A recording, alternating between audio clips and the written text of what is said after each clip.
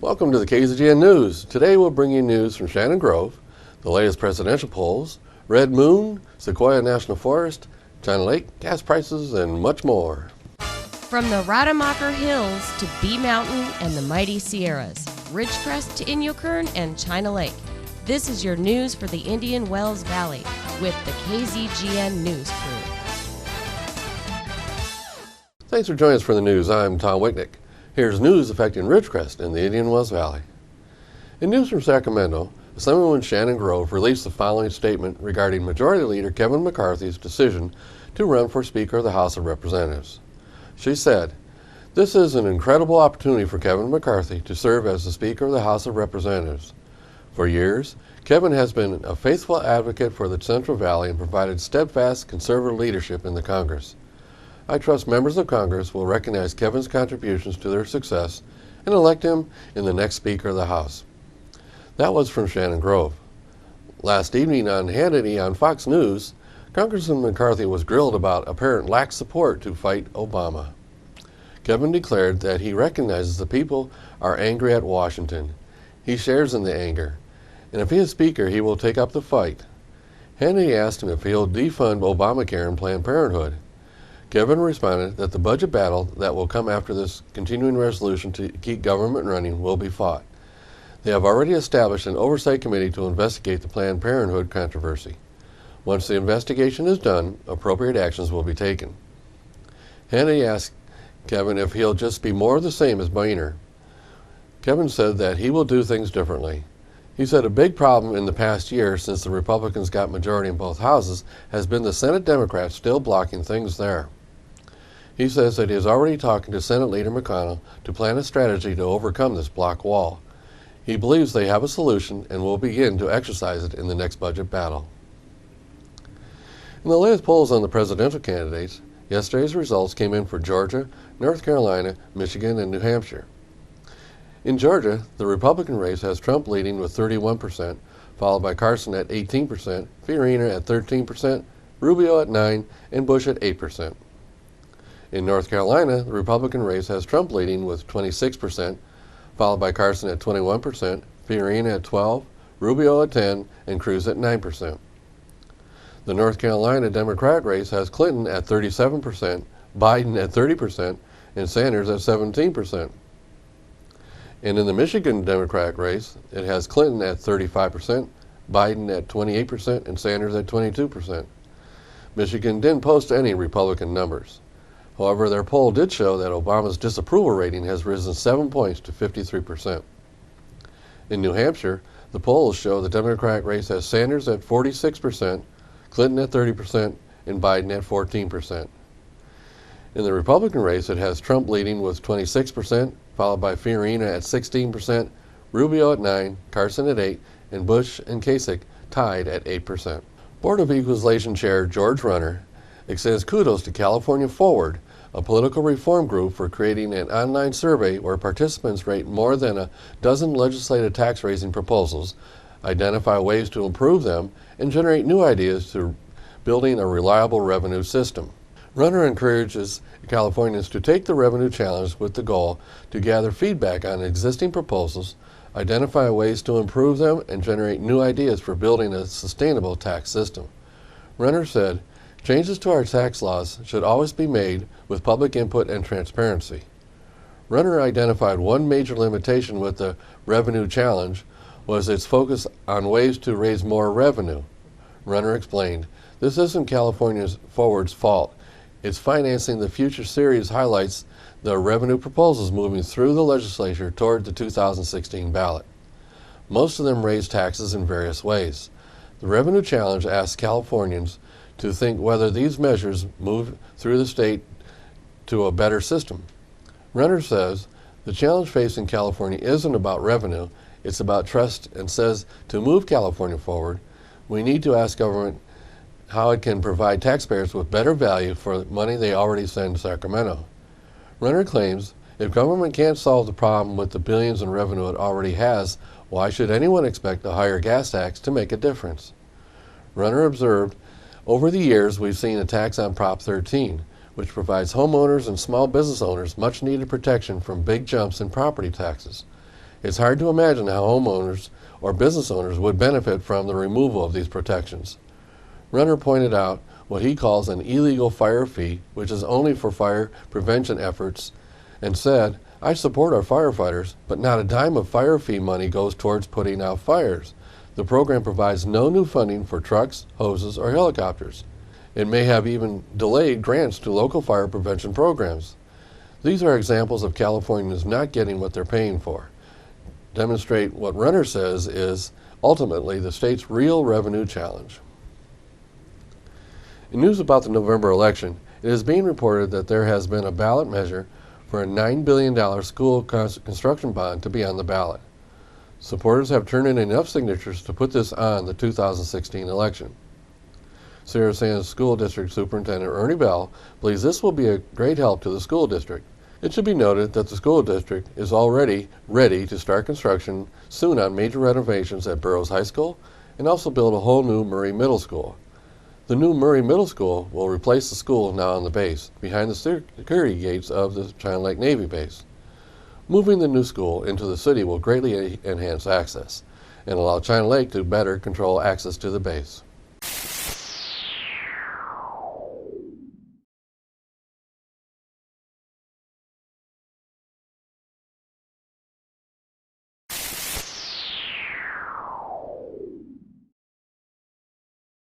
Did you all get to see the Red Moon event last Sunday night? If you were unable to see it, we got this report from field reporter Tanya Pyle. Bob Wick of the BLM shared these supermoon eclipse shots from Sunday evening at Berry Mesa Snow Mountain National Monument in California. The trees in the foreground are blue oak woodlands, which are iconic in this monument. Thanks for sharing those great photos, Bob. In other BLM news, KZGN would like to give a belated 125th birthday shout out to Sequoia National Park. The nation's second national park was created on September 25, 1890. It was established to protect some of the few remaining giant sequoia groves. These towering trees are the largest living organisms on Earth by volume and can live over 3,000 years. Standing at the base of these massive trees is an experience no one can forget. Thanks to Ed Cooper for the great picture. Both Sequoia and Kings Canyon parks waived entrance fees to visitors who got to explore the national parks for free September 25th through September 26th in honor of the sequoia's birthday. If you've never been to this park, you are really missing something. This park is within a day's drive from Ridgecrest and is well worth the trip.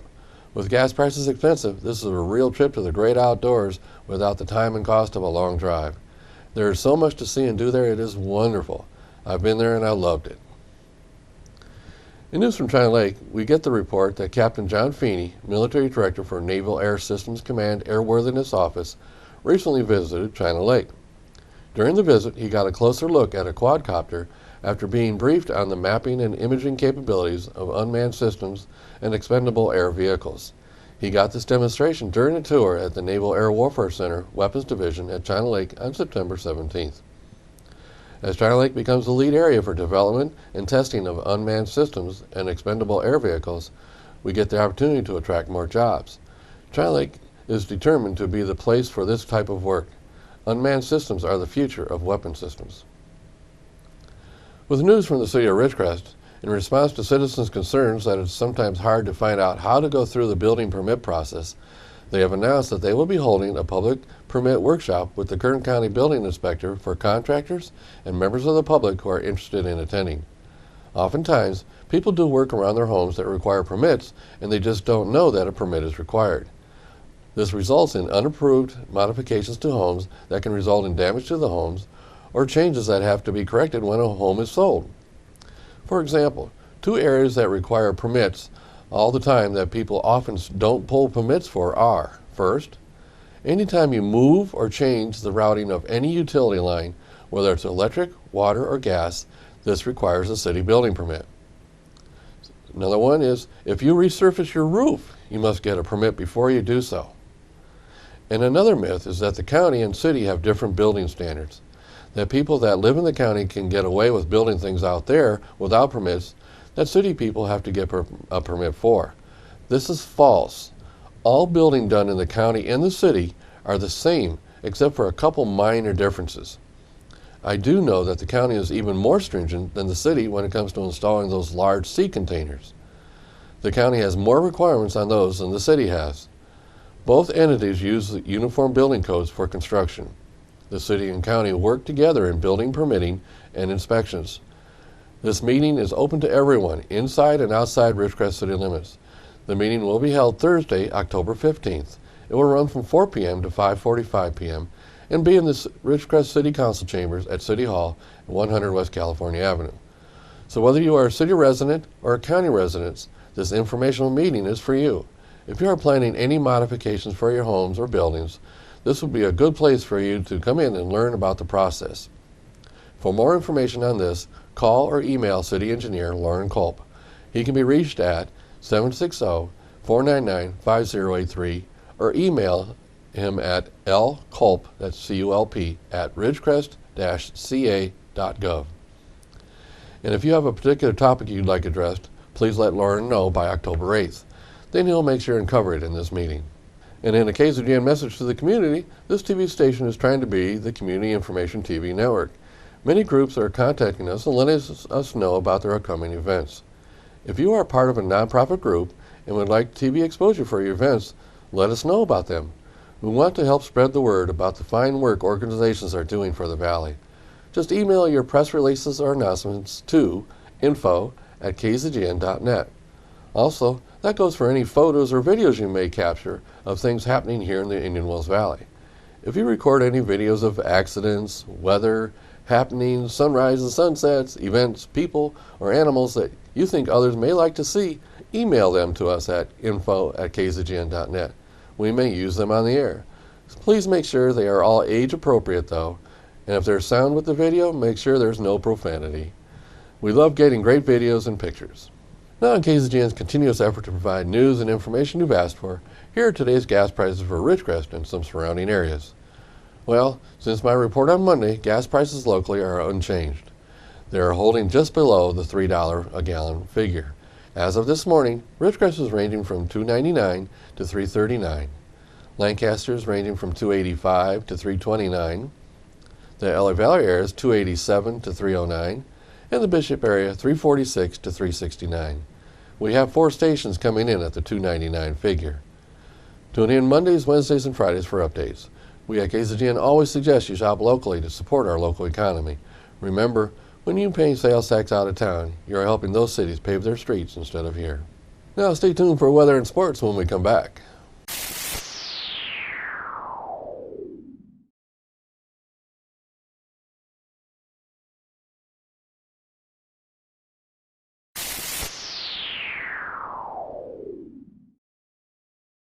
Thanks for staying with us. Let's go to Keith for the weather. Thank you, Tom. From the National Weather Service, Tropical Storm Joaquin has strengthened into a hurricane, and while there is still much uncertainty to its path, current projections show landfall between New Jersey and Delaware. People along the East Coast should monitor the National Hurricane Center and local National Weather Service forecast offices, as well as local media, for the latest updates, and be sure to have a plan in place should Joaquin threaten their area. Temperatures across the nation: Carolinas came in at 79, Georgia 77, Arkansas 73, Northern Texas 72, Arizona 81, Los Angeles at 70. For our forecast here in the IWV, tonight mostly clear with a low around 65, west wind 5 to 15 miles per hour with gusts as high as 20. Thursday will be sunny with a high near 91, west-northwest wind 5 to 15 miles per hour. Thursday night clear with a low around 61, west wind 15 to 20 miles per hour with gusts as high as 30. Friday will be sunny with a high near 91, west wind 5 to 15 miles per hour. Friday night clear with a low around 63, north-northeast wind 10 miles per hour.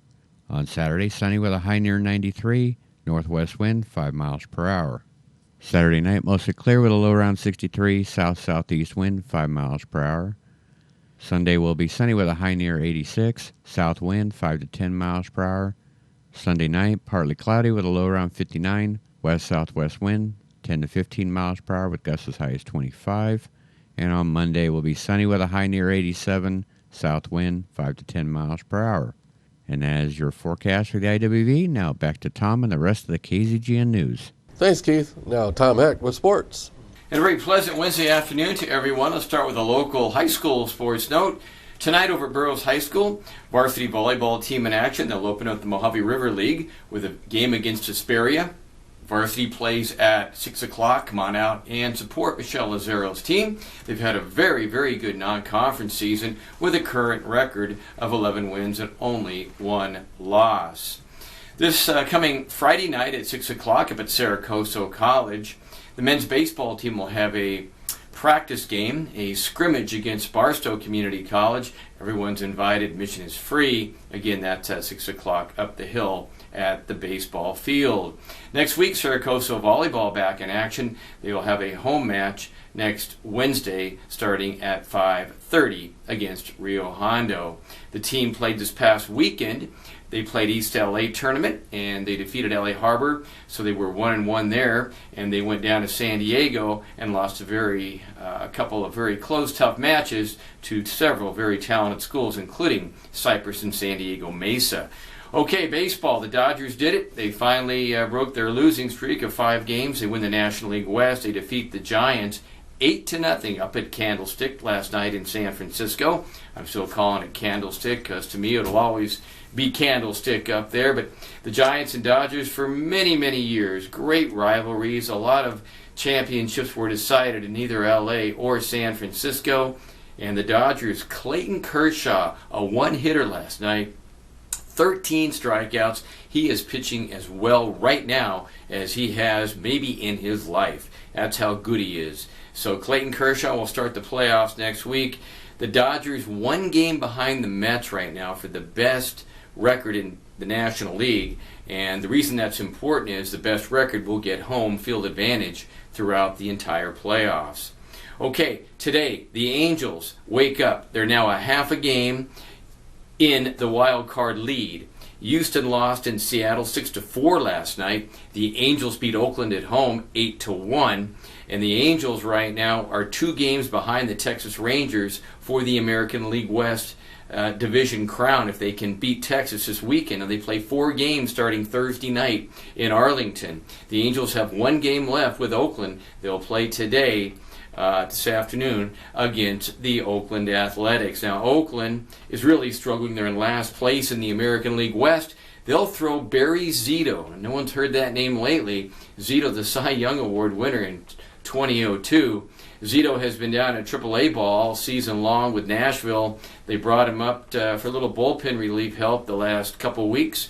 And Sonny Gray, who was the best pitcher on that staff, the A's have shut him down. He will not pitch today. Instead, they're going to go with Barry Zito. Should be very interesting. Garrett Richards, who is 15-12, will pitch for the Angels. Angels will fly to Houston right after the game. Or I beg your pardon, Arlington, Dallas area after the game to take on Texas. Boy, what a huge 4 games that's going to be. Now, tonight also, Houston at Seattle. Minnesota still in the wild card hunt. They're a game and a half behind the Angels. They play Cleveland 2 games today. They were rained out yesterday. Texas beat the Tigers 7-6, so they remain 2 games in front of the Angels for the West. Okay, Chicago beat Kansas City yesterday. Kansas City now 2 games behind Toronto for the best record in the American League, and the winner of that best record will get home field advantage throughout. The Cubs have clinched a playoff spot. They beat the Reds. Pittsburgh has already clinched a playoff spot. They play St. Louis tonight in Pittsburgh. They are 4 games back with 5 games to play. The 2 teams were rained out yesterday in Pittsburgh. All right, Boston and the Yankees. The Toronto Blue Jays were rained out. The Yankees lose. So Toronto has clinched the division. The Yankees are the wild card team, the number 1 team. The other team remains to be seen, as we've talked about. The Mets have 89 wins this year. Who would have thought? What a great year for the New York Mets. Okay, let's go to college basketball real quick. SMU men's basketball coach Larry Brown and his program have been put on NCAA violations, and much of it has to do with recruiting, the showcases, and some other things, but Larry Brown has been given a 9-game suspension, will not get to coach the first 9 games.